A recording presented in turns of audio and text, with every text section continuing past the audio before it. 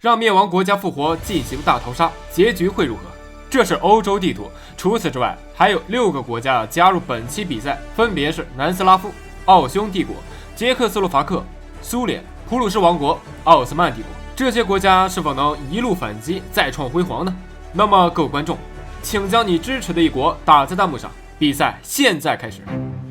从零进入发展阶段，让国家扩大领地。游戏纪元50年，宣战开启。我们来看一下各国是如何做出选择的。很快，罗马尼亚宣战保加利亚，前者的首要目标占领位于黑海东部的保加利亚占领区。51年，欧洲中部开始行动，匈牙利和波兰共同宣战捷克。52年，西班牙宣战法国，保加利亚遭遇新的敌人，土耳其发出进攻指令。53年，捷克领土被匈牙利占领。德国宣战奥地利，后者则宣战了意大利。放眼北欧，也陷入了战火。瑞典被挪威、芬兰左右包夹，右侧的俄罗斯下达指令，宣战了罗马尼亚。55年，瑞典战败，挪威获得占领。57年，德国吞并奥地利。视线来到西部，苏联情况不妙，奥匈帝国和普鲁士王国都已经进入这块领土，苏联会如何应对呢？同时，捷克斯洛伐克宣战了南斯拉夫。59年，南斯拉夫占领捷克斯洛伐克。同一时间，白俄罗斯与乌克兰组建联盟，达成本期首个正式合作。60年，俄罗斯军队加大进攻罗马尼亚，并于1年后完成占领，罗马尼亚战败淘汰。61年，葡萄牙向意大利宣战，两国正在争夺一部分非洲地区。62年，芬兰宣战了俄罗斯，波兰淘汰了匈牙利，西班牙宣战了法国。63年，土耳其占领希腊本土，部分希腊人存活于非洲。同年，德国吞并丹麦，俄罗斯占领芬兰，但在1年后却遭到了挪威的进攻。66年，奥匈帝国因宣战南斯拉夫遭到反噬，本土疆域已经完全丢失。奥斯曼则完成了一个小目标，占领了爱尔兰地区，发现新邻居英国只有4个单位，原来爱尔兰这几年没少做贡献。67年，白乌联盟宣战了建立后的第一个敌人斯洛伐克，这时北部俄罗斯指挥官汗流浃背，没想到在对抗挪威的过程中，前线完全失守。在2块占领区丢失后，白乌联盟同时占领了斯洛伐克，而西班牙也淘汰了法国。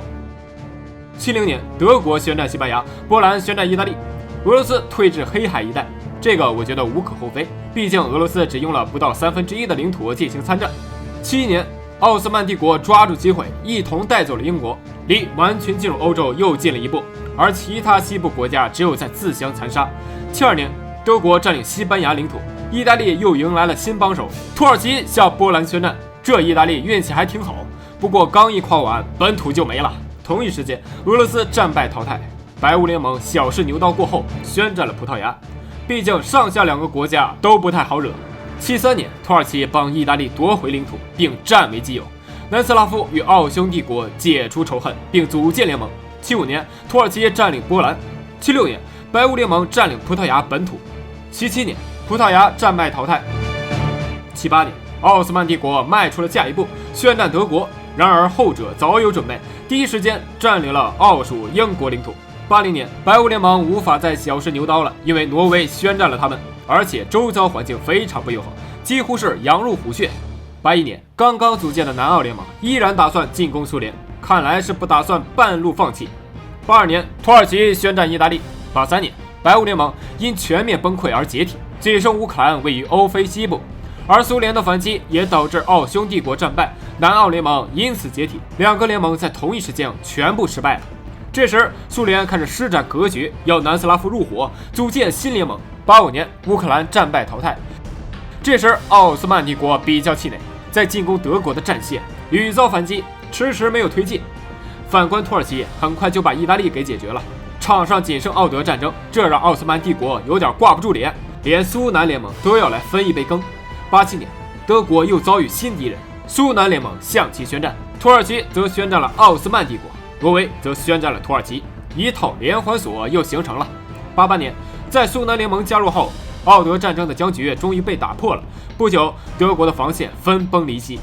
90年，德国被瓜分淘汰，土耳其开始向奥斯曼占领区推进。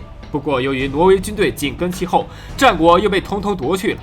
91年，土耳其后知后觉，终于放下了进攻奥斯曼帝国的计划，而后者则又很快被苏南联盟所宣战。93年，苏南联盟夺下了奥斯曼帝国的欧洲区域。随着乘胜追击，奥斯曼帝国于96年投降，他们被保留了一个省份大小的地区进行活动。随后，这个地区于95年加入了苏南联盟。到了98年，苏南联盟的成员数仍在扩大，在土耳其停战后提交了申请，获入联盟。101年，普鲁士王国的加入致使5国条约联盟正式形成。该联盟主要就是为了对抗挪威。103年，5国联盟宣战挪威。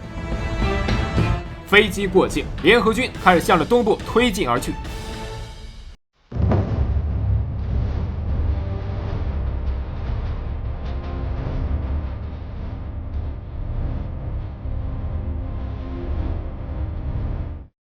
108年，挪威战败淘汰，5国联盟完成协议，因此解散，再次转为敌对。109年，苏联宣战南斯拉夫。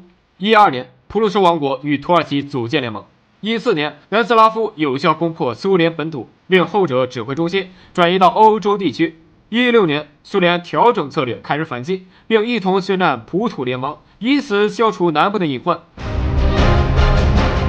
20年，苏联完成进攻欧洲南部的计划，普土联盟进入衰退阶段。15年，普土联盟战败，奥斯曼帝国在此期间尝试从南斯拉夫收复领土。18年，苏联再次宣战了奥斯曼帝国，夺回控制权。132年，奥斯曼帝国战败淘汰，苏联回归本土。134年，南斯拉夫战败，因此恭喜苏联成功获得本期比赛的冠军。